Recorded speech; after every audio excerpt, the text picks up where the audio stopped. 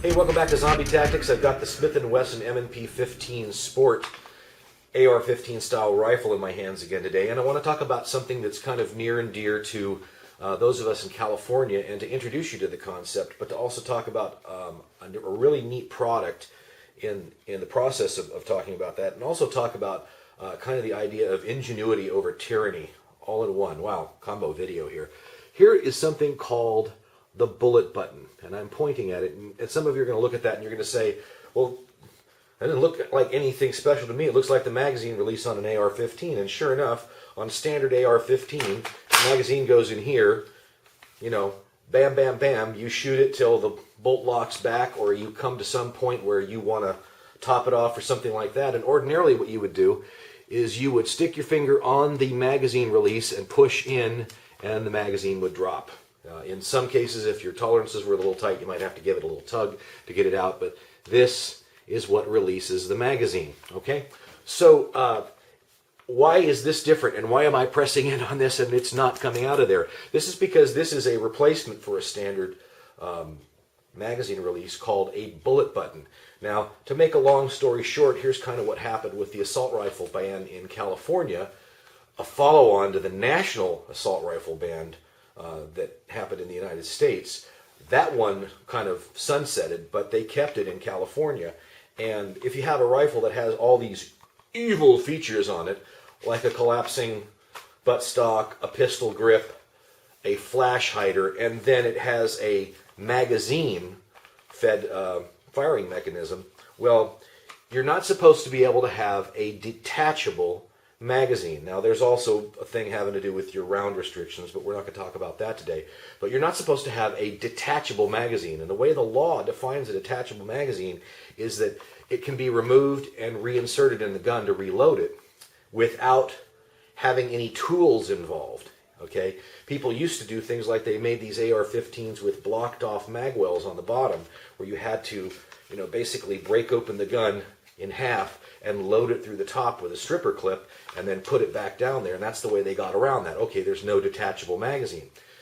Well, some people got smart, particularly Alan Thordson at Thordson Engineering, and I'm sorry, I'm getting ahead of myself here, but some people got smart and said, you know what, we can make a device that will require a tool to release. Specifically in this case, a bullet can be used. The tip of the bullet goes in there, and I'll show you how this works. You can see the little center kind of metal-colored gray area there, and a pointed tool is used, and that can be inserted in here, and that'll release the magazine. The bullet is a tool, and the courts have upheld the idea that a bullet is a tool. So now at least you have the ability to be able to put a magazine in, and you do have the ability to, in a somewhat ridiculous fashion, you could conceivably reload the gun in the field without having all kinds of complicated tooling or breaking the gun in half or something like that. So now I'm to the point where bam, bam, bam, bam, bam, I'm out of ammo, and instead of having to break the gun in half and everything like that, well, now I'm to the point where I've got to get a bullet or some other tool or a screwdriver or something and stick it in there. Not ideal, you know, but it'll work. Not very elegant, though, and not very fast.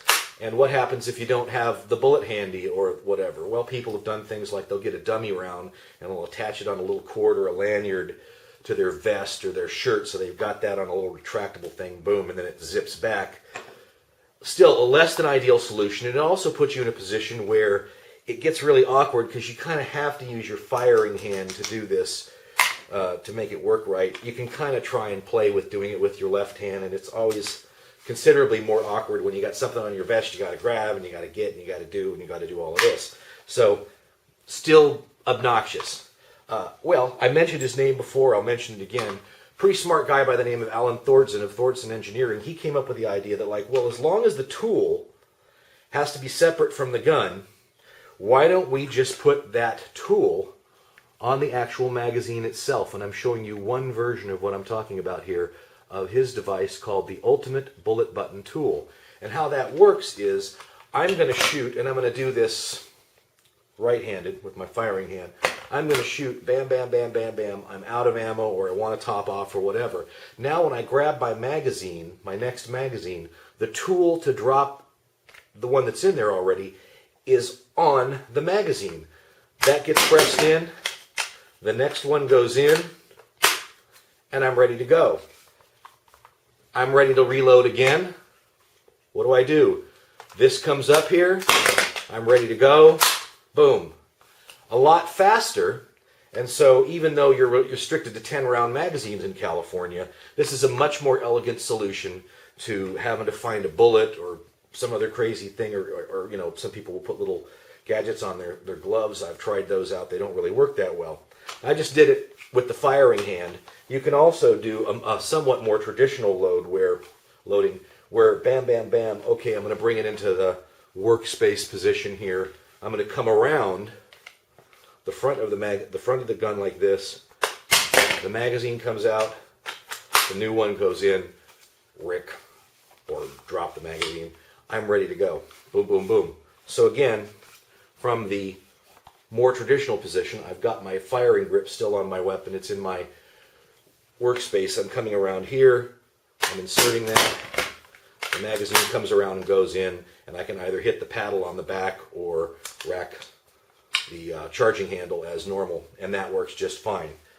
It's not a perfect solution. It's probably the best solution around this problem of having to use a bullet button while in California. And by the way, I'm using magazines that are blocked to 10 rounds because this is a gun with evil features, and I'd be in big trouble in California if I had higher capacity magazines in the gun at this point in time.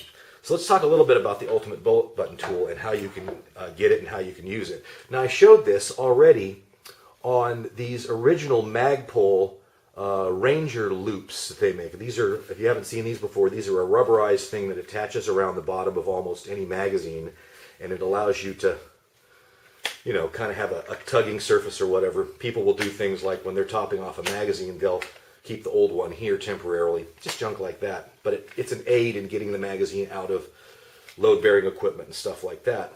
What this is this is an ultimate bullet button tool, and a little kit comes with it. So you just poke a little teeny hole in this rubber loop here, and you mount the magazine, you mount the ultimate bullet button tool to the front of this. This also allows you to experiment whether you want to have the ultimate bullet button tool facing forward in the same direction as the rounds in your magazine, or you want to put it the other way. I'm playing with both methods, and there's advantages to both methods. I'm not going to go into those during this video. Maybe that's something I'll make another video about. So that's one way you can get this tool. Is you can get this tool either as something as an add-on or already installed on these Magpul, original Magpul Ranger loops. That's one way you can do it. Now, keeping with the Magpul theme, they also make two different versions of Magpul Ranger plates. And here's the one that goes on the bottom of a Magpul magazine.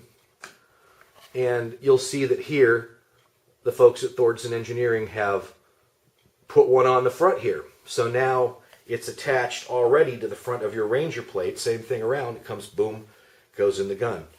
Well, say you like the idea of the Ranger plates, but you've got the standard metal USGI type magazines. They also make a version where what they do is they'll take the ultimate bullet button tool and they'll put it on the front of these Magpul Ranger plates that are designed for the metal magazines. So you've got another option there. Say you hate all of that and you just want to use a standard magazine, or you don't like the the loops at all. You can take a different kit altogether that comes with everything you need to just drill a small hole in the bottom of your magazine here, and it doesn't matter whether you're using a metal magazine or a polymer magazine, just about any manufacturer this will work with, and now the tool is here. So in just about any way that you want to put this together, any kind of a magazine situation that you've got, you can find a way to use an ultimate bullet button tool and use that as the tool to eject your magazines on a bullet button equipped AR-15 rifle or any other bullet button equipped evil assault rifle while you're here in California. That's Zombie Tactics for today, with a little bit of ingenuity over tyranny with the ultimate bullet button tool from Thordson Engineering. We'll see you next time. Bye-bye.